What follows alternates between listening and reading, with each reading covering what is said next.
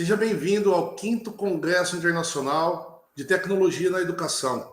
Meu nome é professor Oswaldo Moura Júnior, sou coordenador do curso de Direito Unisalesiano e agradeço sua participação nesse evento tão relevante na atualidade. O 5º Congresso Internacional de Tecnologia na Educação propõe reflexos e reflexões necessárias e fundamentais para uma educação verdadeiramente empoderadora e para quem pretende estar em constante evolução. Hoje estamos com a presença do Dr. Regis Santiago de Carvalho, advogado com 26 anos de atuação, sócio fundador da Regis Carvalho Associados Campo Grande e da Santiago Marques Parron e Pampado Sociedade de Advogados, mestre em Ciências Jurídicas e Sociais pela Universidade de Lisboa, Portugal, pós-graduado em Direito Constitucional, especialista em Direito Processual Civil e Direito Tributário, professor e coordenador dos cursos de graduação e pós-graduação em Direito, presidente da Academia de Direito Processual de Mato Grosso do Sul, ADP-MS, conselheiro estadual da OAB-MS por 4 mandatos, autor de 4 obras jurídicas, recebeu a medalha de mérito advocatício da Assembleia Legislativa de Mato Grosso do Sul e da Câmara Municipal de Campo Grande. Foi membro da Comissão Nacional de Exame de Ordem do Conselho Federal da OAB. Integrou a lista tríplice para o cargo de desembargador eleitoral, o TRE-MS, na vaga destinada à classe jurista nos anos 2019 e 2023. Bom dia, doutor Regis. É uma satisfação tê-lo aqui em nosso 5º Congresso Internacional. Gostaria de cumprimentar também a presença do nosso ex-aluno e hoje advogado, colega de trabalho, Dr. José Augusto Fukushima Júnior, que tive o prazer de estudar com o pai dele e hoje é uma satisfação tê-lo aqui como ex-aluno e colega de trabalho, que também está debutando na advocacia, está iniciando a advocacia na área do agronegócio, que é o tema da nossa palestra, da nossa interação de hoje. Então, bom dia, muito obrigado pela sua presença. E eu passo a palavra, então, ao Dr. Regis para que possa iniciar a sua fala. Está com a palavra, doutor. Obrigado, professor Oswaldo. Para mim é uma satisfação muito grande estar participando desse congresso, ao lado aí de grandes nomes, aí, Dr. José Augusto Fukushima, que é exemplo do Dr. Oswaldo. Também tive o privilégio de estudar com o pai dele, né? Então, a gente se sente muito em casa aqui para poder estar tratando desse tema aqui, que é um tema palpitante, né, professor Oswaldo e professor Júnior? É um tema que eu costumo dizer o seguinte, que o direito agrário, o direito do agronegócio, ele se introduz na nossa vida desde quando acordamos, quando vamos tomar o café da manhã, né? E da mesma forma também quando vamos dormir, quando a gente se cobre, muitas vezes, com lençol de algodão, né? Então, isso tudo vem do agronegócio. Então, é impossível a gente não falar com alegria, né, desse tema aqui.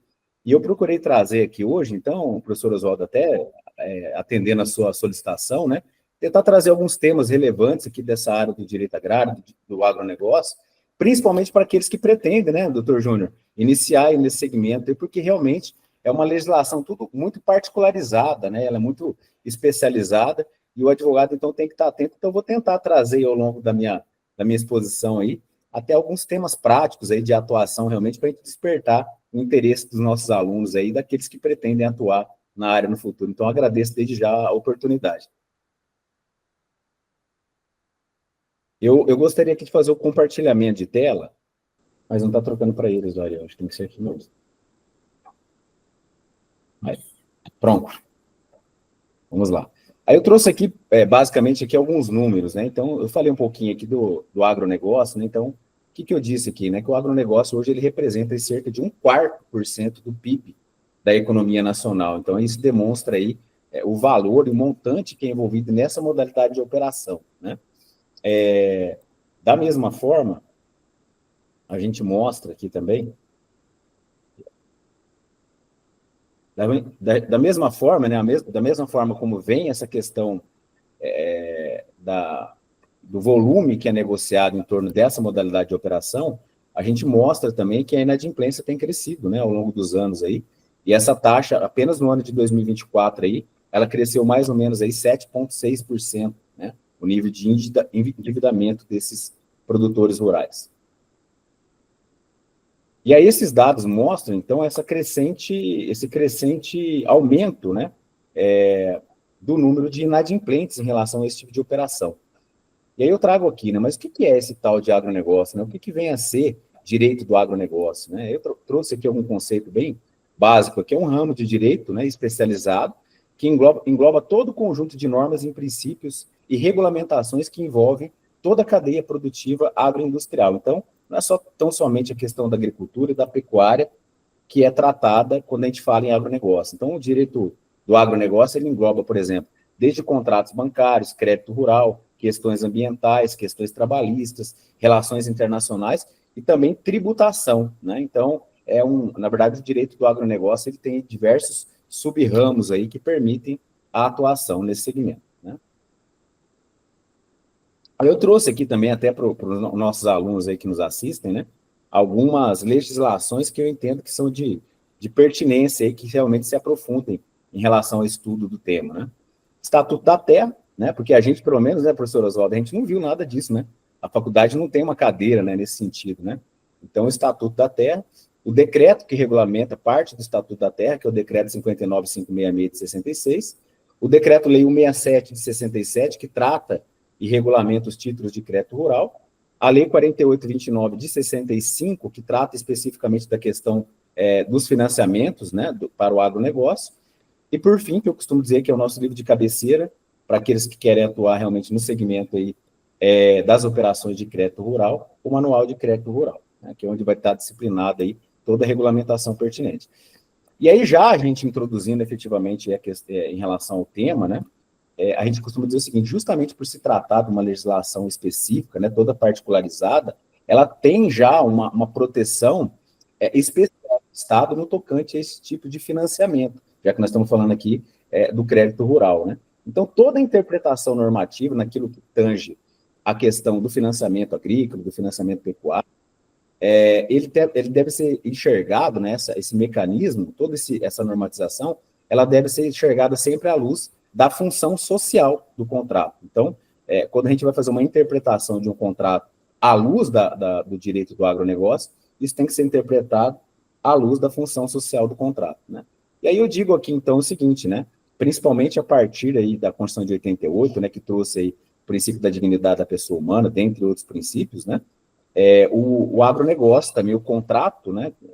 Quando a gente fala em negociações, ele deve ser interpretado também à luz desse princípio da dignidade da pessoa humana e a reboque também da função social do contrato.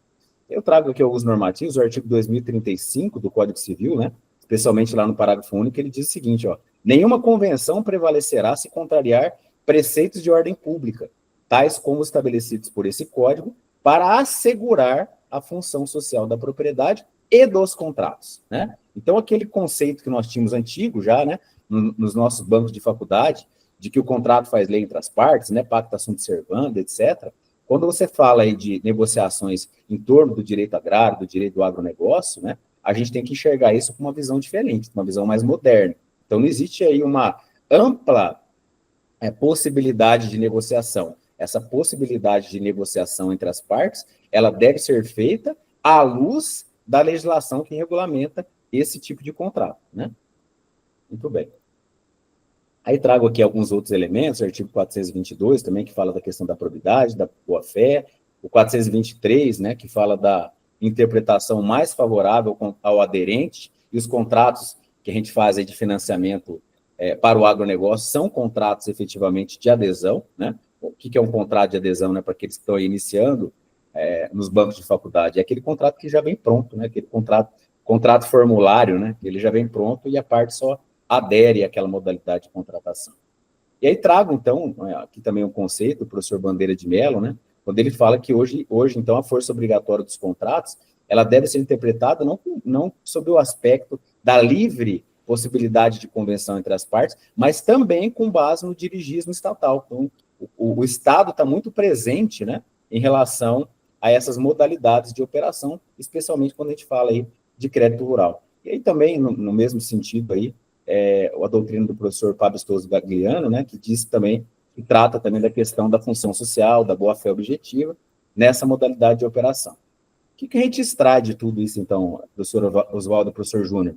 né, que essa moderna teoria dos contratos, né, a par dessa moderna teoria dos contratos, essa liberdade contratual, então, ela passou a ser subordinada principalmente a um interesse social, né? E o professor Arnaldo Rizzardo, quando ele trata especialmente desse tema, né, ele fala o seguinte: principalmente quando você está diante de uma operação que é subsidiada com recurso público ou com recurso controlado, né? E a gente sabe que os bancos, para que eles possam operar no Brasil, eles dependem de uma série de normatizações e de autorizações, né, do próprio poder concedente, vamos dizer assim, e isso impacta diretamente na questão também da fiscalização, né? Então, os bancos não podem simplesmente aplicar a legislação da forma que bem lhe aprouver, né? Eles têm que realmente observar toda uma legislação específica que trata do tema. Então, eu digo aqui, né, trago também uma definição aqui que define esse banco como toda empresa, né, com fundos próprios ou de terceiros, que faz uma negociação de uma operação de crédito na sua atividade principal, né? E ele faz, então, isso implica na coleta, intermediação ou aplicação de recursos financeiros próprios ou de terceiros e moeda nacional ou estrangeira. Então, toda essa atividade bancária, ela deve estar limitada, e não sou eu que estou dizendo isso, né, pelo próprio Banco Central, que fiscaliza a atividade dessas instituições e limita a forma como eles devem conduzir as suas operações. Então, por isso que eu, mais uma vez, sustento aqui que essas operações todas devem estar limitadas pela ordem pública, pelos bons costumes, pela função social do contrato e também por outros princípios legais, a exemplo do princípio da boa-fé, né? E trago aqui também um fundamento constitucional, né, quando a gente fala da questão do crédito rural, que é justamente o artigo 3º, inciso 10, quando o Estado diz o seguinte, quando esse artigo diz o seguinte, perdão, que a política agrícola, ela é dever do Estado, né, é um dever do Estado prestar, então, esse apoio institucional ao produtor rural. E por quê? Porque isso está diretamente ligado aos fundamentos da soberania nacional, da dignidade da pessoa humana e também da livre iniciativa. Então, mais uma vez, isso denota que existe um dirigismo estatal muito grande quando a gente trata de operações de crédito rural. E aí, então, a gente, feita essa introdução, né, preliminar aí, a gente começa a refletir e tal, e o que o advogado agrarista, né, como é que ele pode, de certa forma, surfar, vamos dizer assim, né, nessa onda, de que maneira ele pode, então, atuar como advogado agrarista, né? Então, primeiro aqui eu coloco, obviamente, né, é essencial que ele se especialize naquelas normas todas ali que eu menciono no início, né, que ele faça realmente uma leitura bastante apurada de toda essa normatização que regulamenta essa modalidade de crédito e essa modalidade também de contratos, né, de contratos agrários.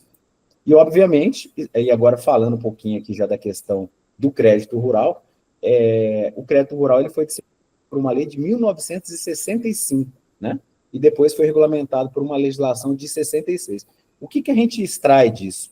Que desde da década de 60, né, a gente começa a observar, mesmo antes da Constituição de 88, quer dizer, ela é muito anterior à Constituição de 88, né, a gente começa a observar que já existia essa preocupação em se aplicar para essa modalidade de operação, questões relacionadas também à observância de questões relacionadas principalmente à função social do contrato, né? E aí trago mais uma vez essa questão da dignidade da pessoa humana, livre iniciativa, etc. E aí eu trago aqui, professor Oswaldo, algumas 2 ou 3 aqui de jurisprudência só para a gente poder entender que isso não é o professor Regis que está falando, né? E não é a doutrina que está dizendo, mas de que forma os tribunais enxergam isso, né? E trago aqui, então, 2 acordos do STJ, que eu vou ler aqui pequena parte dele, que diz o seguinte, ó: a norma que institucionaliza o crédito rural, ela estabelece como um dos objetivos específicos do crédito rural justamente aquele de possibilitar, olha bem, o fortalecimento econômico dos produtores rurais, né, notadamente dos pequenos e dos médios, e incentivar a introdução de métodos racionais de produção, visando o aumento da produtividade e a melhoria do padrão de vida das populações rurais e a adequada defesa do solo. Então, veja que a forma como o STJ enxerga a interpretação de todo esse normativo é justamente uma norma voltada para a proteção daquele que realmente exerce sua atividade no campo, pautado, obviamente, como eu disse, na função social do contrato. E aí aqui um outro julgado também, que trata também exatamente do mesmo tema, né, na mesma linha também de raciocínio, né.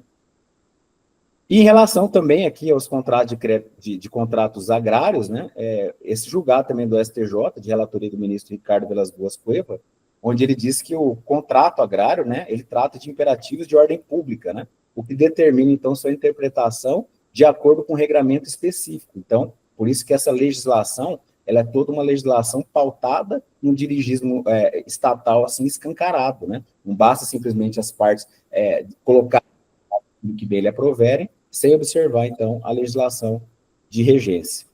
E aí também é importante lembrar, né, que o nosso próprio Código Civil, lá no artigo 166, né, no seu inciso 6, ele fala que é nulo o negócio jurídico quando ele tiver por objetivo, então, fraudar uma lei imperativa. E as normas que regulamentam as operações de crédito rural são normas imperativas, né? Então, quer dizer, quando houver um vício do negócio jurídico, é possível, então, que esse produtor rural possa revisar esse contrato. E aí é que entra, então, o papel do advogado agrarista, né, professor Júnior?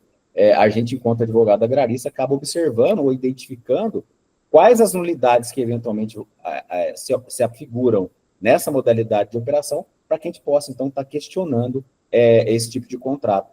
E é importante lembrar também que ninguém faz uma operação de crédito rural de valores, vamos dizer assim, baixos, né? Aquele que exerce, exceto, obviamente, aquele pequeno produtor rural. Mas os médios para grande produtor rural, os contratos de financiamento agrário, eles são realmente muito grandes, né? São de valores realmente muito expressivos, né? Então, obviamente, isso impacta no ganho também do advogado, que se fizer uma boa atuação, vai ter um reflexo positivo também no que diz respeito ao recebimento dos seus honorários, né?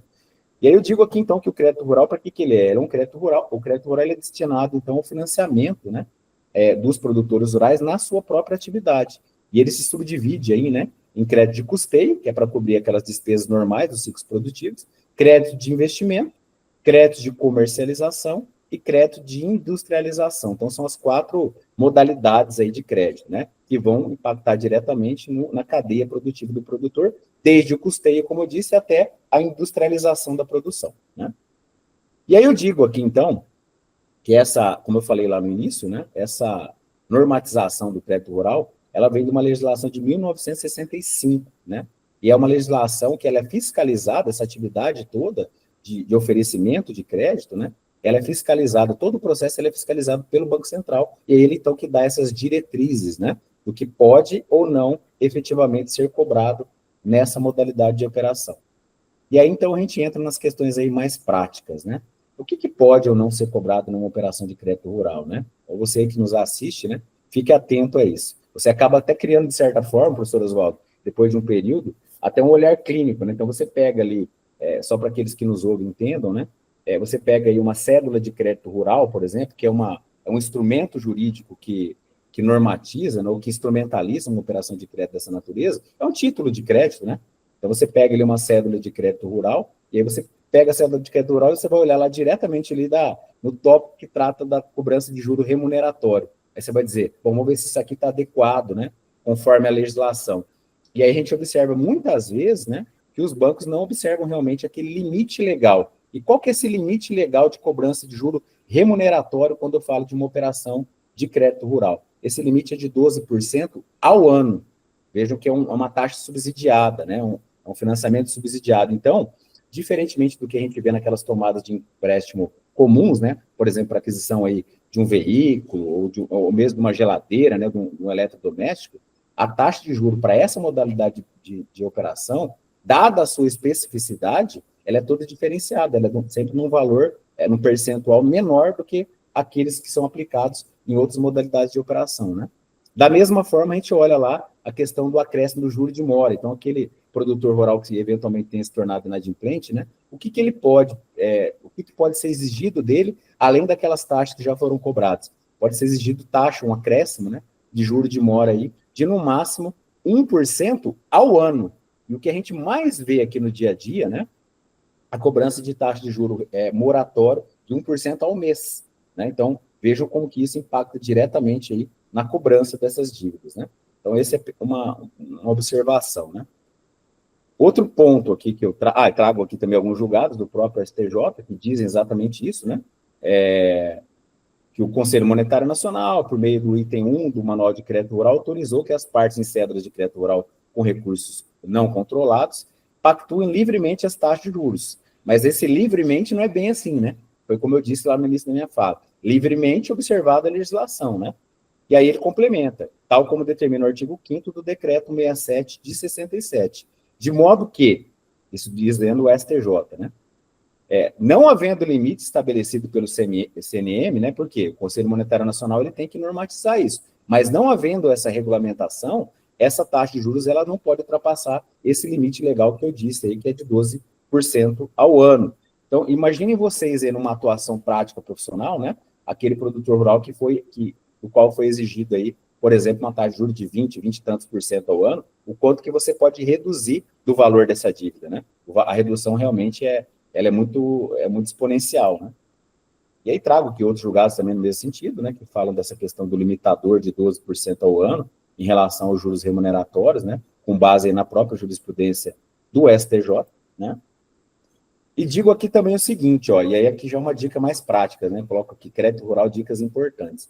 O decreto 67 de 67, que regulamenta essa modalidade de operação, ele diz o seguinte, que quando o banco ele fornece essa linha de crédito, ele libera um valor, e ele libera esse valor, veja bem, professor Oswaldo, não é na conta corrente ali do produtor, né? Porque muitas vezes ele já é correntista. Mas o que ele faz? Ele cria uma conta que a gente chama de conta vinculada à operação. O que significa dizer? Significa dizer que é aberta uma conta com a finalidade específica de operacionalizar essa liberação de crédito. Então, é nessa conta que vai haver toda a gestão dessa liberação de crédito. Então, é ali que o produtor rural vai ter o controle efetivo daquilo que está lhe sendo cobrado, daquilo que lhe foi cedido, e de quanto ele vai pagar e quando vai pagar, né? Então, essa conta vinculada, então, é que vai dar todo esse direcionamento, inclusive para nós, né, advogados aí agraristas, na hora de identificar uma eventual irregularidade naquela modalidade de operação, né? E aí trago aqui também, né, uma resolução do Conselho Monetário Nacional, que é a resolução 5.004 de 2022, que fala que existe essa obrigatoriedade, então, dessas instituições fornecerem um demonstrativo de evolução de dívida, que é praticamente um extrato, né, aquele extrato de banco aí, que a gente está habituado, então, a lidar, né? Então, é também um documento importante para que a gente possa identificar uma eventual irregularidade nessas cobranças, nessas operações de crédito rural. E aí, certamente, para aqueles que estão começando agora, vão perguntar, né, mas onde que eu peço isso, né? Onde que eu vou solicitar? Se eu quiser verificar o extrato da conta vinculada ou demonstrativo, né? Onde que eu peço isso, né? E aí eu coloco aqui também, então, algumas formas aí da pessoa poder obter, né, uma cópia desse extrato, desse demonstrativo de crédito. Então, ele pode requerer diretamente junto ao banco, né, ou a instituição financeira do qual possui essa operação. Ele pode solicitar isso via e-mail, né, por escrito, por um chat oficial do banco, ou até presencialmente mediante protocolo, e também naqueles sites, né, que a gente chama do sites de reclamação, né, sites de defesa do consumidor, a exemplo do Reclame Aqui e do consumidor.gov.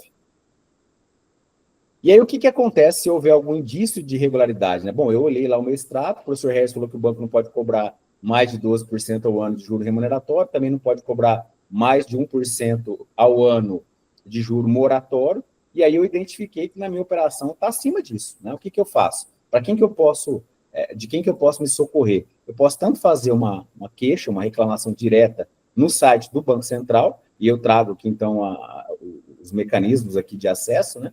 O próprio site do Banco Central, ou no telefone 145, né? Na própria ouvidoria do Banco Central. E, em última análise, obviamente, eu posso me socorrer do advogado agrarista especializado em agronegócio, né? E poder, então, buscar judicialmente a revisão daquele contrato de modo a adequá-lo àquilo que diz, àquilo que reza a legislação de regência. Outro procedimento importante, muito pouco utilizado para aqueles que atuam no segmento, né? É a chamada ação de exigir contas, que lá na minha época aí do professor Oswaldo, quando nós estudávamos, nós tratávamos isso como ação de prestação de contas, né? E aí hoje ele tem uma nova nomenclatura aí a partir do Código Civil, do Código de Processo Civil de 2015, né? Então hoje ele é tratado como uma ação de exigir contas, que nada mais é do que uma solicitação que é feita judicialmente por parte do tomador de empréstimo para que o banco, então, apresente as contas de forma regular, né? Efetivamente, quanto que foi cobrado daquele produtor, quanto que foi liberado a título de crédito, quanto que foi cobrado a título de taxa de juros remuneratório, moratório e eventuais outras cobranças que tenham se perpetuado ao longo daquela operação. Por que isso é importante? Porque é exatamente com base numa ação de exigir contas é que você vai poder, eventualmente, identificar alguma nulidade contratual ou uma cobrança exacerbada, ou seja, uma cobrança fora daqueles limites que são disciplinados pela própria legislação.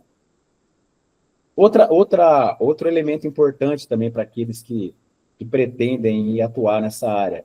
O produtor rural, a gente sabe que a atividade do produtor rural é uma atividade que é feita a céu aberto, né? Não é uma atividade comum, aqui como a gente, como advogado, que está ali no escritório, que atua no dia a dia, né? Que basicamente depende de clientes, né? Ou mesmo aquele, por exemplo, que vende um produto, né? Roupa, um vestuário, algo do tipo, né? Que se ele tiver ali, vamos dizer assim, uma venda natural, uma venda regular, ele vai manter a atividade dele de uma forma bastante tranquila. Já o produtor rural, ele depende principalmente de questões climáticas, né? Então, se as questões climáticas não lhe forem favoráveis, ele fatalmente vai sofrer queda na sua produção, né? E principalmente isso vai impactar o quê?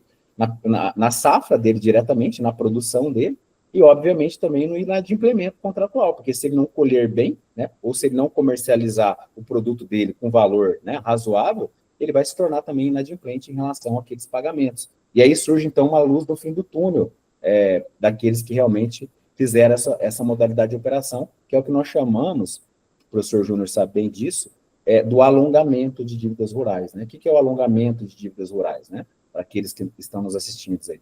O alongamento de dívida rural nada mais é do que uma extensão do prazo de pagamento. A gente consegue, desde que demonstrados esses requisitos que eu menciono aqui, que estão previstos lá no Manual do Crédito Rural, dificuldade de comercialização do produto, frustração de safra por fatores adversos, eventuais ocorrências prejudiciais ao desenvolvimento dessas explorações, né? A gente tem visto agora muito recentemente essas questões de taxação, né, de estados estrangeiros, isso impacta diretamente na produção, né?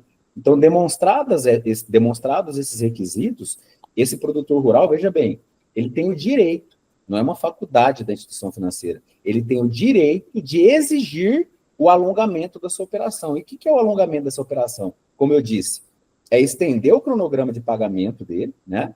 E também conceder, muitas vezes, uma carência, porque muitas vezes ele precisa de fôlego para se recuperar daquele período de turbulência, né? Então, ele precisa de um fôlego para poder retomar a sua capacidade produtiva. E esse alongamento, professor Oswaldo, isso é importante registrar, ele tem que se dar conforme a capacidade de pagamento do produtor rural. Não basta ele chegar lá no banco e falar, olha, eu preciso de mais um fôlego. O gerente pega e fala para ele, olha, então vamos fazer o seguinte, essa operação sua que venceria agora em setembro, nós vamos jogar ela para janeiro, não vai adiantar nada. Porque a gente não sabe nem se nesse período de janeiro ele já vai ter dado tempo, por exemplo, dele ter promovido uma nova safra, ter colhido e ter recebido recursos em razão disso, né? Então, esse cronograma de pagamento, quando se trata de um alongamento, ele tem que observar a capacidade de pagamento e a realidade daquele produtor rural. E, principalmente, tem que ser mantido, isso é uma observância obrigatória para aqueles que pretendem atuar nesse segmento, tem que ser observado a questão da taxa de juros. Então, veja bem, se o seu contrato está regular, você aplicou uma taxa de juros regular no seu contrato, e você pede um alongamento, devem ser mantidas as mesmas taxas de juros do contrato alongado, né? Você não pode simplesmente fazer uma renegociação e incluir novas taxas de juros, pedir novas garantias, etc. Né? Então, aquele que pretende atuar nesse segmento tem que estar atento a essas peculiaridades. E aí eu trago aqui, então, dentro dessas questões do alongamento, né, da dívida, uma súmula, né, do próprio STJ que diz o seguinte, ó, a súmula 298. O alongamento de dívida originária de crédito rural não constitui faculdade, veja bem, da instituição financeira, mas o direito do devedor nos termos da lei. Então, quer dizer, aquele produtor rural que comprovar alguma daquelas situações que eu já mencionei, ele tem o direito de exigir o alongamento da sua dívida rural. E aí, veja bem, o que isso representa, né, na vida de um produtor rural, quando o advogado consegue realmente aí um alongamento de dívida, né? Então, ele vai conseguir um fôlego até ele poder retomar sua capacidade de pagamento, né?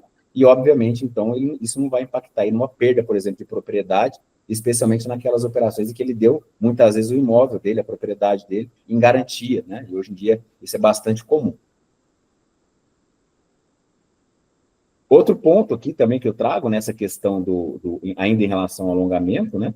É que tanto o artigo 13 do Decreto-Lei 67, quanto o artigo 4º da Lei 78 de 43, elas utilizam o verbo assegurar, quer dizer, elas asseguram ao produtor rural o direito a requerer o alongamento de sua dívida, né? Então, volto a dizer, não é uma mera faculdade do banco, mas sim uma obrigação legal por parte das instituições financeiras, desde que comprovados aqueles requisitos legais que eu já mencionei, né? E aí eu trago aqui, então, né? confira se a clareza do texto legal, né, do artigo 4º fica assegurada, né? Não está dizendo aqui que é uma faculdade da instituição financeira, mas sim é um direito do produtor rural, inclusive já sumulado, como eu disse aí, pelo próprio STJ. Mas aí fica uma dica aqui prática, né, para aqueles que estão nos assistindo aí. Como é que eu requeiro o meu alongamento, né? Como é que eu vou fazer para obter, então, o meu alongamento? Eu preciso primeiro solicitar isso ao banco. Então, eu tenho que fazer uma solicitação formal ao banco, dizendo, banco, olha, eu tive uma dificuldade aqui, tive uma frustração de safra, ou colhi menos do que aquilo que eu previa, né? Então, é um fato imprevisível, né? E eu gostaria, então, de obter o alongamento dessa dívida, obviamente, com base no laudo, né? No laudo pericial que demonstra essa queda de produção, né? Então, eu posso tanto notificar o banco, levar uma notificação, uma solicitação diretamente ao banco, como posso me utilizar também desses canais, né? De defesa do consumidor, a exemplo do consumidor.gov, né? O próprio site do Banco Central, como eu disse, lá na seção de cidadão e reclamações, né? Ou envio de cartas, né, com a R, ou protocolo diretamente junto à instituição, e aí eu coloco ali embaixo uma observação, né, com bastante destaque, né? Preferencialmente antes do vencimento da dívida, né? O Manual de Crédito Rural ele não fala exatamente que tem que ser feito, mas a jurisprudência já se inclina nesse caminho de que é necessário que seja feito pedido de alongamento antes do vencimento da dívida, né? Até para você demonstrar ali a sua boa-fé em relação ao pagamento, né? E aí, superada essa etapa aí de uma das possibilidades, né, de atuação para aqueles que querem ingressar nesse segmento, né, do crédito rural, como eu disse, de obter, por exemplo, um alongamento de dívida ou uma revisão do seu contrato, questionando as taxas de juros que foram aplicadas, nós temos também a alegação pautada na impenhorabilidade. O que é essa alegação pautada na impenhorabilidade, né? Muitas vezes você vai obter um financiamento dessa natureza, e aí o banco exige que você dê em garantia a sua propriedade.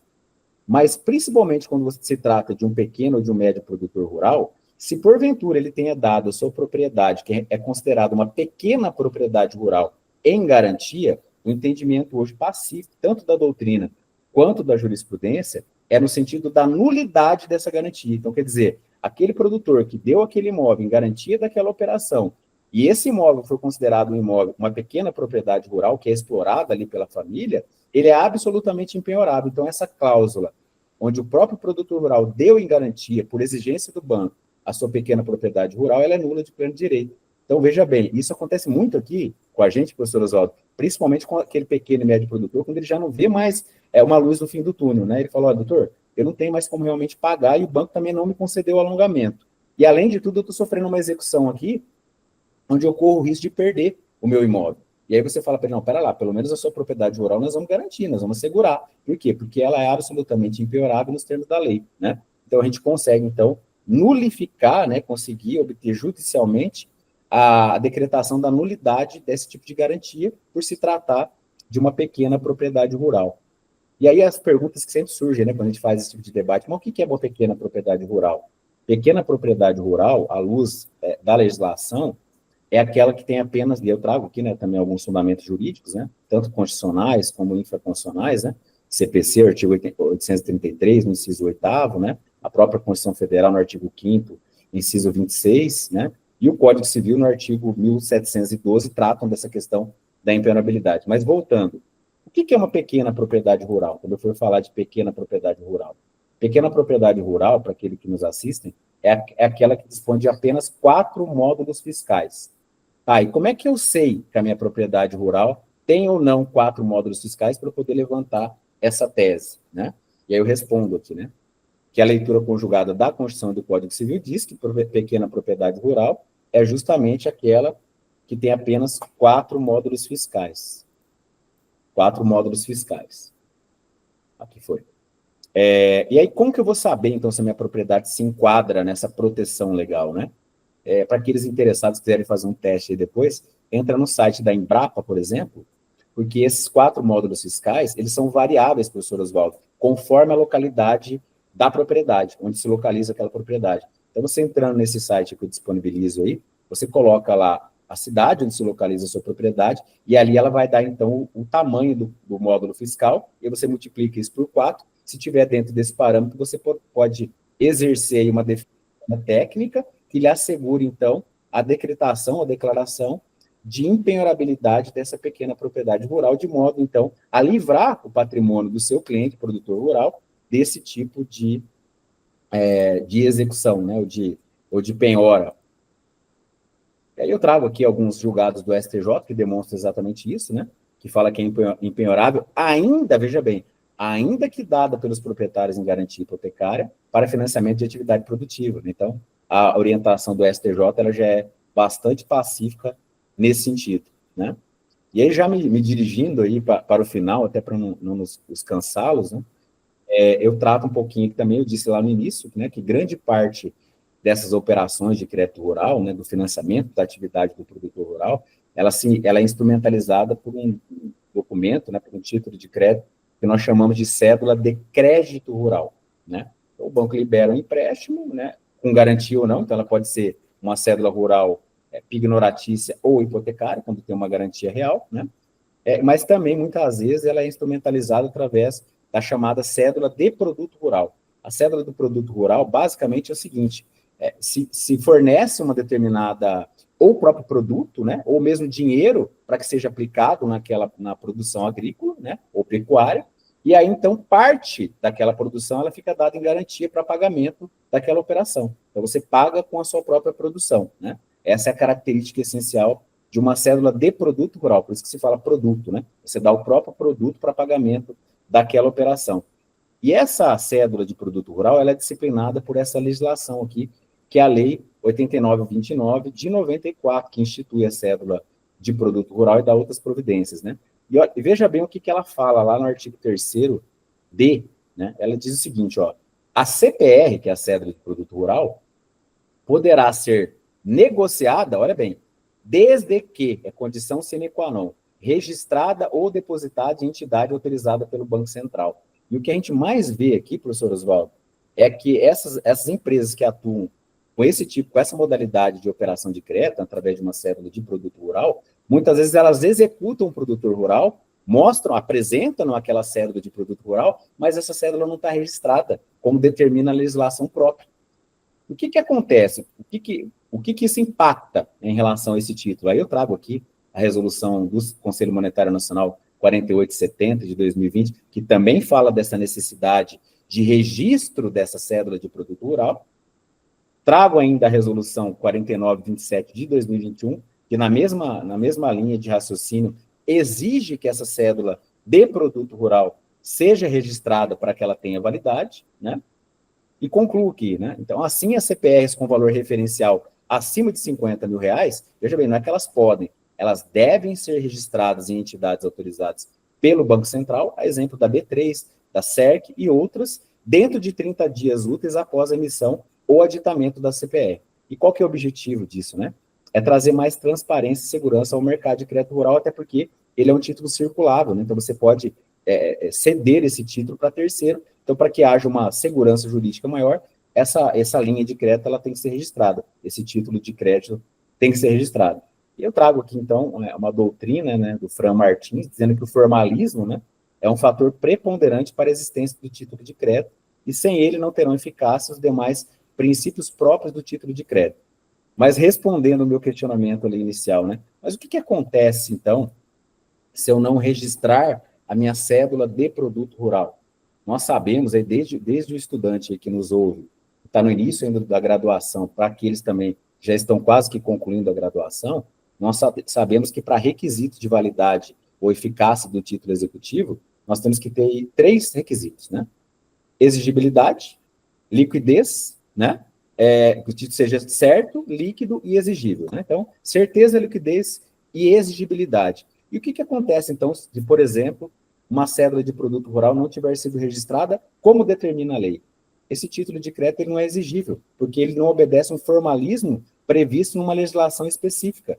E aí é onde que entra, então, a atuação do advogado agrarista. Ele pode tanto se defender de uma execução através das vias normais, aí, por exemplo, um embargo à execução, como pode, por exemplo, simplesmente atravessar o que nós chamamos aí de exceção de pré-executividade ou objeção de pré-executividade, questionando que a própria validade do título executivo por ausência de registros conforme determina a legislação. E o que isso vai impactar, né? Tá, mas aí professor, onde que eu ganho dinheiro com isso, né? Sou advogado agrarista, eu pretendo sê-lo, E onde que eu vou ganhar dinheiro com isso? Como eu falei lá no início, esse tipo de operação é de um valor bastante expressivo. Normalmente, quando você executa uma cédula dessa natureza, você está tratando de valores normalmente acima de 1 milhão, né? E o que acontece, então? Extinguir uma execução pautada numa CPR. O que isso vai impactar? Nós sabemos, né, que o artigo 85, parágrafo 2º do Código de Processo Civil, quando trata da questão de honorário advocatício, ele diz que os honorários serão fixados entre o percentual mínimo de 10% e máximo de 20%. Então, se você pegou aí, muitas vezes, uma execução que foi pautada numa CPR sem registro, e você teve sucesso nessa sua defesa, o que vai acontecer? O advogado, então, vai receber uns honorários aí que vão ser variáveis entre 10% e 20% do valor da execução, o que demonstra realmente que nós temos um mercado muito grande aí de atuação para aqueles que desejam atuar nesse segmento. Trago aqui, né, por fim, o julgado do próprio STF, que trata exatamente dessa questão dos limites de fixação em relação aos honorários advocatícios, onde foi realmente consolidado o entendimento de que deve ser fixado o honorário no percentual mínimo de 10% e no máximo de 20%, na fixação dos honorários de sucumbência, demonstrando, então, que vocês aí que querem iniciar nessa brilhante aí jornada do crédito rural, do direito bancário, do direito do agronegócio, do direito agrário, tem um universo aí pela frente para poder ser explorado. Professor Oswaldo, eu agradeço, professor Júnior, eu agradeço demais a participação, espero ter trazido um recado para aqueles que querem iniciar a sua jornada nesse segmento, né, e me coloco à disposição para eventuais questionamentos. Parabéns, a bela apresentação do Dr. Regis. Eu acho que é um tema que está na ordem do dia, o agronegócio, né?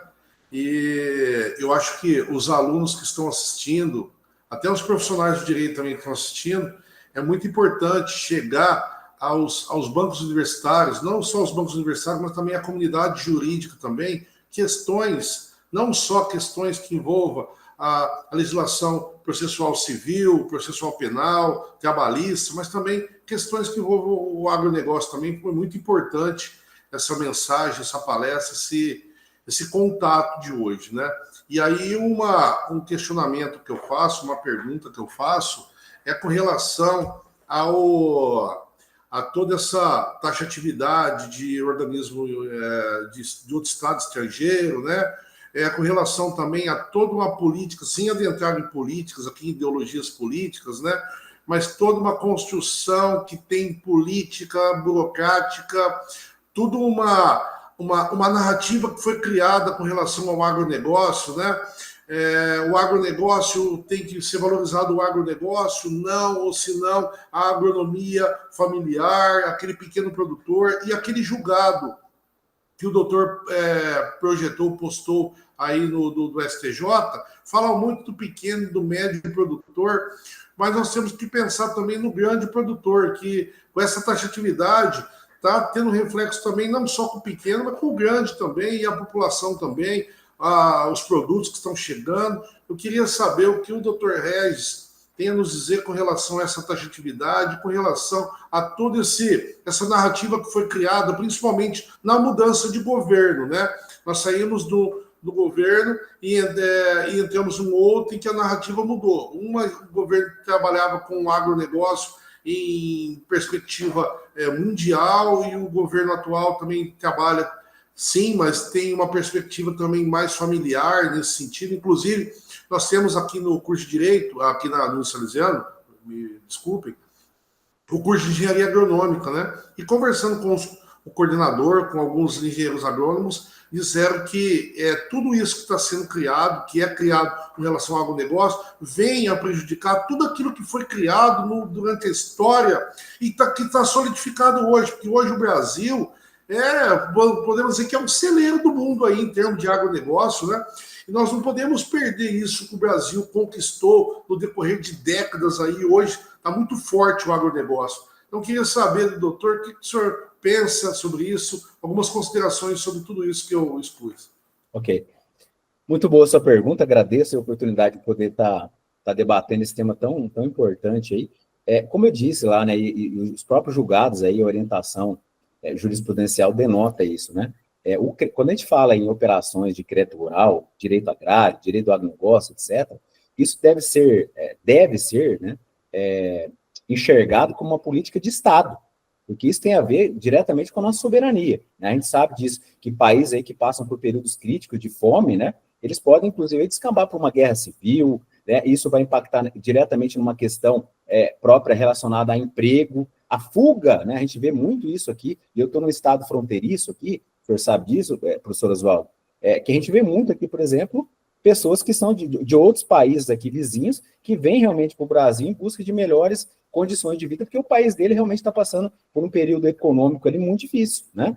Então, isso tem que ser enxergado, sim, como uma política de Estado, uma política de governo, para que o governo possa, então, incentivar essas práticas produtivas, porque, como eu disse, aqueles que são contra o agronegócio, me desculpem, mas são contra o próprio país, porque o que acontece? A partir do momento que o agronegócio representa 1/4% do PIB, se você falar, você vai quebrar, eu sou contra o agronegócio, vamos acabar com isso aí, ou com os grandes latifúndios aí que produzem em grande quantidade, vamos focar só na pequena agricultura, na agricultura familiar, eu acho que tem que ser realmente, ter um olhar diferente, mas o que movimenta realmente a balança da economia são as grandes empresas, obviamente, que as grandes produções realmente que impactam diretamente no PIB. Eu acho, então, que falta muito realmente essa questão de ser enfrentado como uma política de governo, uma política de Estado, né? Em que sentido?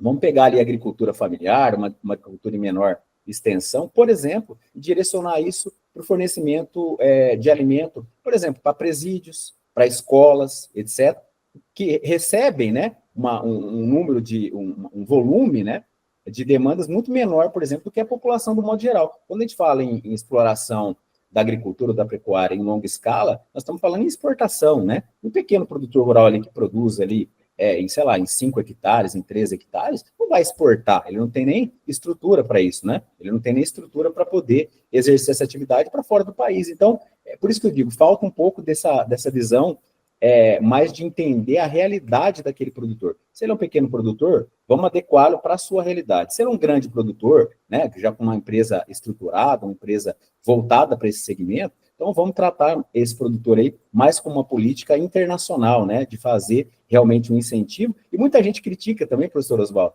a questão dessas, como eu mencionei lá, de taxa de juros. Nossa, mas se cobra muito pouco aí do produtor rural, quando ele pega um empréstimo, etc., e muitas vezes ele pega isso aí através de um banco público, né, BNDES, enfim e tal. Mas veja bem, ele está dando muitas vezes a propriedade dele em garantia, né, desse empréstimo, e como eu disse lá, ele está exposto a tantas regras de mercado, né, quanto a questões climáticas. Então, veja bem, a lavoura dele hoje está a coisa mais linda, ele pronto para colher, ele está com uma perspectiva grande de colheita, e de repente vem uma geada, ou vem um excesso de chuva, ou vem uma seca, que põe a perder toda aquela lavoura e ele acaba se tornando inadimplente e perde a propriedade, né? Então, isso realmente tem que ser enxergado com um olhar diferenciado, porque é do interesse não só, obviamente, do Estado, propriamente dito, como da própria população, né? Porque uma população que tem realmente um conforto alimentar, né, é uma população que vai viver melhor, né, e que vai, principalmente, manter o pequeno e médio produtor rural no campo, porque a hora que esse pessoal vem para a cidade, isso também impacta em políticas públicas, né, seja na questão da saúde, né, na questão do saneamento básico, etc. Então, como eu disse, isso tem que ser enfrentado como uma política de Estado. Ok, perfeito. Uma coisa que um outro ponto também que não poderia deixar de comentar é com relação à reforma agrária, né? A gente, hoje a reforma agrária, a gente não ouve falar muito em reforma agrária, hoje a gente não... O que está sendo feito? Como que está hoje a reforma agrária? Tem políticas públicas, algum projeto, tem algo nesse sentido para a reforma agrária? Um outro ponto também que a gente vê, inconformismo de muitos produtores rurais com relação a desapropriações, né? Valores que são bem aquém daquilo que realmente vale a propriedade, áreas desapropriadas, desapropriação, tudo isso. Como que está hoje o cenário em termos de reforma agrária? Como você bem colocou lá no início, professor Oswaldo, eu penso, né, e aí eu estou externando o meu ponto de vista aí, eu penso que isso hoje tem sido utilizado muito como discurso político. Na prática, a gente não enxerga uma efetividade no tocante à expansão dos programas de reforma agrária, né? Eu atuo diretamente no setor, como eu disse, aí você já apresentou no início da minha exposição, né? Há 26 anos, então eu já vi um pouquinho Um pouquinho de muita coisa, não vou dizer um pouquinho de tudo, mas um pouquinho de muita coisa, né? E o que a gente tem observado? Não existe realmente uma política séria e efetiva em relação à reforma agrária, né? Nós, né, professor Oswaldo, estamos ali na casa aí dos quase 50 anos, eu tenho certeza que o senhor se lembra, e eu me lembro também de passar muitas vezes em rodovia e verificar ali alguns produtores, né, alguns pequenos produtores ali, hospedados, ali, vamos dizer assim, alojados ali à beira da rodovia, buscando realmente ser assentado uma determinada propriedade, e a gente via isso quando a gente tinha, sei lá, 12, 14, 15 anos de idade, e até hoje eles estão lá. Então, quer dizer, não houve uma política efetiva, né, de alocação desses produtores realmente nessa propriedade, né?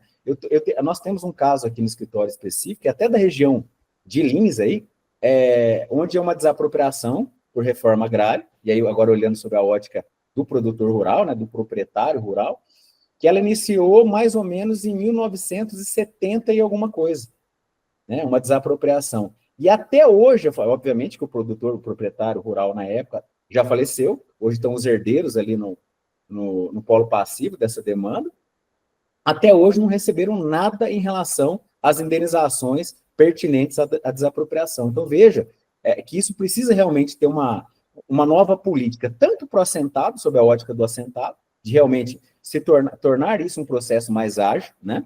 E que dê realmente suporte técnico, principalmente, porque não adianta você pegar uma pequena família, né, que não tem recurso financeiro, né, e que tem pouco conhecimento, jogar ele lá numa área e dizer, tá aí sua área, você está assentado, tô aí para você 25 hectares aí para você explorar e toca a sua vida, né? Isso não vai funcionar. Então, você tem que falar em linha de crédito, né? Você tem que falar em profissionalização do seu negócio, né?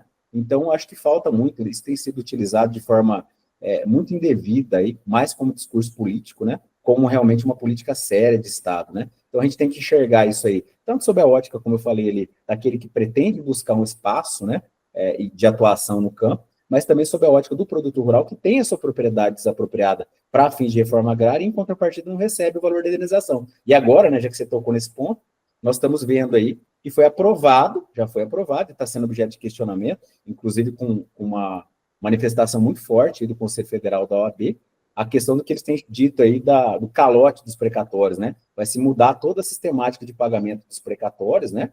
Então, quer dizer, aquele produtor que é o dono da propriedade, que teve a propriedade desapropriada para fins de reforma agrária, como eu disse aí, se eu tenho um caso real aqui de 1970, que até hoje não recebeu, se vier essa mudança, será que ele vai receber? Né? Então, acho que isso realmente não está sendo enxergado como deveria. Ok. Bom, antes de passar a palavra para o doutor Fukushima, eu gostaria que o doutor falasse um pouco dos 26 anos, de maneira breve, né? Já que nós poderíamos ficar aqui a tarde inteira conversando, a conversa tão prazerosa, né? A conversa que me interessei, apesar de não ser da área, estou gostando demais, né? É um universo que eu nunca vivenciei, nunca vi, né? Nunca atuei também, né? Eu fui professor, um adendo aqui, eu fui professor em 2004, 2005, ó, já faz um tempinho já. Lá em Três Lagoas, eu dava aula lá em Três Lagoas, na EMES, eu dei aula de direito agrário, então tem algumas obras de direito agrário, direito ambiental, né? Peguei gosto pela coisa, mas não atuei como advogado, contendo o contencioso, assim, eu não tive oportunidade, né? Mas gostaria que o Dr. Regis, ele fizesse falasse dos 26 anos, como começou. Eu lembro que o Dr. Regis começou a advogar aqui em Lins, eu também comecei a advogar, o Dr. Rildo também, que é amigo nosso também de profissão, que hoje é procurador do município aqui, que foi inclusive sócio do Dr. Regis, né? Como que foi o começo da profissão, como que foi a ida para Campo Grande, toda essa evolução, toda essa carreira jurídica, e o que o Dr. Regis tinha a dizer aos alunos que estão aí, que estão formando, que estão pensando em atuar na área do direito, que estão pensando em sair da cidade, do estado, como o doutor fez, né? Que foi, arriscou, e graças a Deus deu certo, né? Com uma carreira brilhante, para outro estado, um grande centro, e chegar em um grande centro, e aí, como que vai ser? Vai dar certo, não vai? Retorno para Lins? Como que foi essa trajetória profissional do Dr. Regis? Ótimo. Boa pergunta. Eu conto muito isso em sala de aula, porque o aluno que nos enxerga do lado de lá, eu falo do lado de lá, ali na frente, né, fazendo a exposição, apresentando conteúdo, e eu já ouvi isso de aluno, né? Às vezes eu falo alguma coisa de ter coragem, de né, enfiar a cara, de tentar, e o aluno fala, professor é fácil. Eu falo, é fácil por quê? Porque o senhor já é professor, já tem um escritório, tem toda uma equipe, tem escritório em Campo Grande, tem escritório em Brasília, atua no Mato Grosso, enfim. Então, para o senhor é fácil. Eu falo, você sabe como que eu cheguei aqui? Aí eu começo a contar um pouquinho da minha história, não no sentido, obviamente, de demonstrar aí que eu estou numa situação diferente da dele, nada disso, né? Mas para mostrar que a gente tem que enxergar a nossa carreira como uma oportunidade de superação, de mudança, né? Então, quando a gente estava em Lins, professor Oswaldo, eu me recordo que no dia seguinte já à nossa formatura, já que você mencionou o nome do Dr. Hilton, que de fato é um querido amigo, meu padrinho de casamento, enfim, é uma pessoa que tem um carinho muito grande aí, que foi meu primeiro sócio também, mas a gente pensou assim, no dia seguinte já à formatura, a gente falou, e agora? Né? Formei, e agora? Né? A gente já estava aprovado em exame de ordem, etc. Mas e agora? O que nós vamos fazer? E eu percebia que a maioria dos nossos colegas, e eu acho que é uma realidade sua também, quando falava de advogar alguma coisa, aqueles que não partiam para montar um escritório em Lins, mesmo na região, né? Falava, vou para São Paulo, que é um grande centro, vou buscar uma oportunidade em São Paulo. E eu já tinha sempre, desde o início, uma visão de ir para fora, para um outro estado que ninguém na época pensava, né? Então eu falei, bom, eu vou com coragem enfiar a cara e vou tentar alguma coisa no outro estado. E vim para um estado desde o início, que é um estado que tem uma vocação já para o agronegócio, que é o estado de Mato Grosso do Sul, né? Então, quando eu vim para cá, eu já vim com esse foco. Mas veja bem, sem conhecer absolutamente nada da matéria. E o que eu pensei, então, em torno disso? Falei, como é que eu vou chegar lá e vou advogar no agronegócio? Primeiro, eu sou forasteiro, né? Eu não sou do estado, não conheço ninguém. Segundo, não tenho experiência para advogar no agronegócio. Então, um produtor rural de médio, de grande porte, talvez o pequeno sim, né? A gente consegue acabar prospectando, mas de médio e grande porte, realmente ele não vai me procurar. Quem sou eu? Né? Não me conhece. Eu falei, eu preciso primeiro, então, adquirir experiência. E aí eu tive o privilégio, quando cheguei aqui, né, buscar emprego num escritório de advocacia, que à época era um dos maiores escritórios do Estado, que atuava no segmento do agronegócio. E aí, então, obviamente, veio toda aí uma escola, né, uma efetiva escola, realmente, da prática de atuação nesse segmento. Aí trabalhei nesse escritório por cerca de 3 anos e meio, né, sair desse escritório já com o propósito de montar o meu escritório e começar realmente uma atuação efetiva na área, né? E aí, então, fui me especializando, me aprofundando, participando de congressos, etc. E aí, então, as coisas começaram a acontecer. Então, não sei se é um conselho, né? Mas aí, se a minha história servir de alguma forma aí de reflexão, aprendam primeiro, né? Não se aventurem naquilo, até porque você está lidando com patrimônio alheio, com direito alheio, né? E você, como advogado, o professor Oswaldo, por exemplo, que tem uma especialidade mais voltada para o direito penal, né, para o processo penal, etc., você lida com liberdade, a gente lida com patrimônio, né? A gente lida com patrimônio, que é algo também tão relevante quanto. Então, você tem que ter esse cuidado. Aí muitos daqueles que nos assistem podem falar o seguinte, professor, mas como é que eu vou ter experiência na área? O senhor teve uma oportunidade de trabalhar num grande escritório, etc., mas eu não tenho aqui uma referência, eu não tenho lá do meu lado o professor Júnior ali para me orientar no início da carreira, etc., né? Como é que eu faço, né? E o professor Júnior, mesmo que seja um grande conhecedor do tema, não tem condições de colocar todos nós aqui dentro do escritório dele, né? Então, como é que eu vou aprender? Em quem que eu vou me espelhar? Eu digo o seguinte, e é algo que funciona muito, professor Oswaldo, são as chamadas parcerias. Então, se você tem um cliente aí, né, que te procurou no segmento do agronegócio, você fala, olha, não estou confortável ou não estou seguro em atuar para esse cliente, procura um profissional que está, faz uma parceria com ele, né, e atua em conjunto, porque isso vai servir tanto de segurança para você na atuação profissional, como também de experiência. E a experiência você vai adquirindo ao longo do caminho, né? Isso vai impactar diretamente aí, então, no seu sucesso profissional. Então, eu penso que é isso, sabe? É realmente a busca do conhecimento, mas o conhecimento prático, né? O que eu costumo dizer até em sala de aula com meus alunos, olha, ninguém aprende a fazer bolo, né? Só lendo receita. Você vê muitas boleiras aí que fazem bolo infinitamente melhor do que os nossos aqui, com certeza, que sequer são alfabetizados. Mas por quê? Porque tem uma experiência prática que desde criança ali estavam realmente trabalhando nesse segmento e adquiriram, então, uma expertise na área. Então, no direito também não é diferente. Ok, perfeito. Parabéns, doutor Reis, por toda a carreira jurídica Obrigado. exposta. Quero passar agora, então, a palavra ao doutor Fukushima. Fiz o convite para ele, porque é um ex-aluno e era um excelente aluno meu, diga-se de passagem, né? e tive o privilégio de entregar a carteira profissional para ele lá na cerimônia de entrega de carteiras lá da 32ª subseção daqui de Lins, né? Estive presente, inclusive, na cerimônia, né? E parabenizá-lo também pela atuação, pela vontade, por ter aceitado o convite, né? A coragem de estar aqui, né?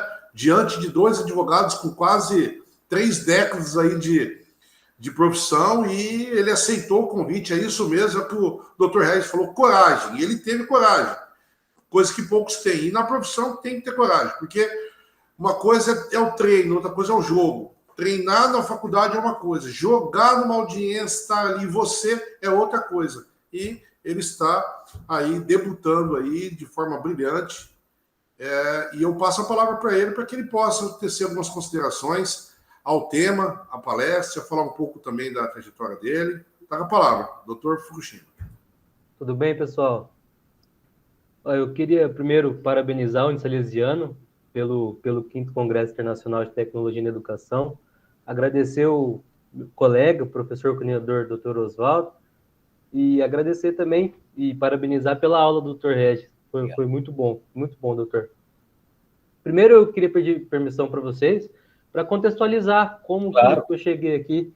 Assim, quando você pega a carteirinha, você vem o medo, né? Você não sabe o que fazer. Você vai atrás de cliente, você pega qualquer causa pequena, você se inscreve na assistência judiciária, certo? Então, primeiro de tudo, né, deixa eu me apresentar, eu sou o Júnior Fukushima, eu sou ex-aluno do curso de Direito do Salesiano, me formei em 2022, atualmente sou advogado, sou presidente da primeira comissão de Direito Agrário e do Agronegócio aqui da subseção de Lins, e eu me especializei justamente do que o doutor falou, no alongamento de dívidas rurais, da prorrogação. Então, assim, o que aconteceu para eu enxergar essa área? Foi mais uma necessidade, né? Como eu falei, você fica meio perdido. Conversei com alguns colegas do agro, não necessariamente advogados, eles me contaram que existem muitos problemas e poucos advogados que se especializam para ajudar. Conversei com o professor Oswaldo, o que ele achava, que a opinião dele sempre foi muito importante. Ele me falou, vai embora. E foi aí que eu comecei a ler, encontrei essa sub-área, igual o doutor falou, da prorrogação de dívida, do alongamento. Fiz alguns cursos e me especializei. O que eu queria trazer aqui para os alunos é uma reflexão, se vocês me permitem. Quando falam que o leque dentro do direito agrário é grande, realmente, as áreas e sub-áreas, é verdade, é uma oportunidade real. Só que, como eu falei, são muitas demandas para poucos advogados que se especializam, entendeu? O problema está aí. O advogado que não sabe vai pegar o caso, vai usar o Código de Processo Civil, vai usar o Código Civil, e algumas situações vão se encaixar, outras sim, mas o que eu queria dizer é que no crédito rural é muito importante vocês saberem a norma específica. Então, a dica que eu dou é estudem as normas específicas. Estudem o Manual de Crédito Rural, os julgados de cada estado, as jurisprudências, resoluções. Eu falo para vocês ficarem sempre atualizados. O Plano Safra, ele muda todo ano e interfere diretamente. Os recursos livres, controlados, as taxas. Então, o agronegócio, ele precisa de advogados que realmente entendam as características e o que o produtor rural está passando. É uma realidade totalmente diferente. E a principal dica que eu tenho para vocês é a seguinte: não tenham vergonha e não tenham medo de pedir ajuda para um outro profissional. Não tenham medo de fazer um curso, não tem. Como experiência própria, no começo da trajetória, parece que tudo vai dar errado, mas com o tempo as coisas vão se alinhando e tudo começa a se encaixar e as oportunidades elas vão aparecendo, entendeu? E assim, uma dúvida mais habitual que eu trouxe para o Dr. Regis, até anotei aqui, ele meio que falou antes, mas assim, professor, os alunos estão assistindo, legal, quero entrar nesse segmento, mas como que eu vou abordar um produtor rural? O que eu faço?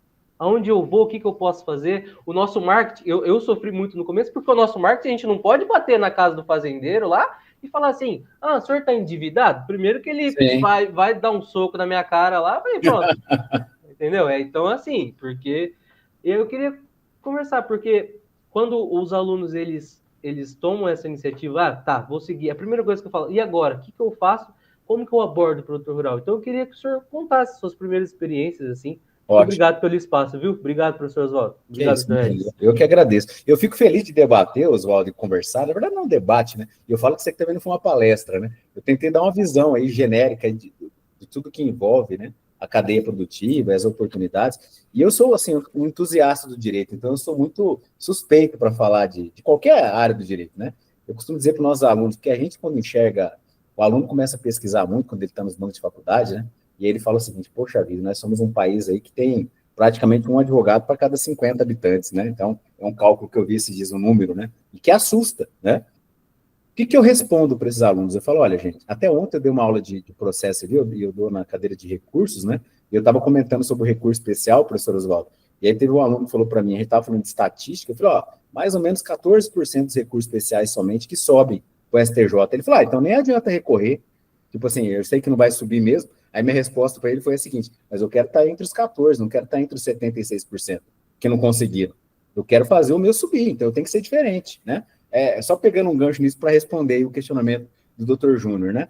O que eu penso, né? Obviamente, existe realmente uma dificuldade, uma resistência, né, para o jovem advogado que está iniciando esse segmento, porque ele, principalmente, ele não tem o que mostrar, né? Você não tem uma história anterior ali, num case de sucesso, por exemplo, você não tem um cliente que vai indicar, mas hoje nós temos algo muito importante, que não existia na minha época, nem do professor Oswaldo, que são as chamadas redes sociais, né? A rede social, ela te dá uma abrangência, né? Um alcance muito grande, em que você, ao longo do tempo, vai construindo uma carreira. Então, assim, rede social, de você apresentar o seu trabalho, né? Você consegue expandir isso aí para diversos estados, e hoje eu posso dizer aí, eu não me lembro um estado que eu não tenha pelo menos um cliente. Então, a maioria dos estados aí, a gente tem cliente aqui no escritório, e aí nós temos uma outra vantagem, além das redes sociais que você pode divulgar o seu trabalho, com limitações, né, como o professor Fukushima já disse, né, com as limitações previstas ali no Código de Ética da OAB, né, você não pode, mas dá para adaptar, sabe?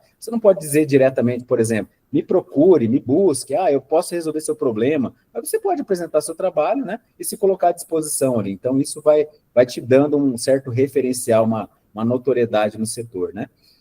Mas, assim, primeiro, a questão, como eu disse, rede social, nós temos os processos hoje todos eletrônicos, então você consegue atuar em qualquer região do país à distância, faz audiência à distância e tudo mais, né? E, principalmente, pelo menos é o que funciona para mim, professor Júnior, como eu disse, as questões das parcerias.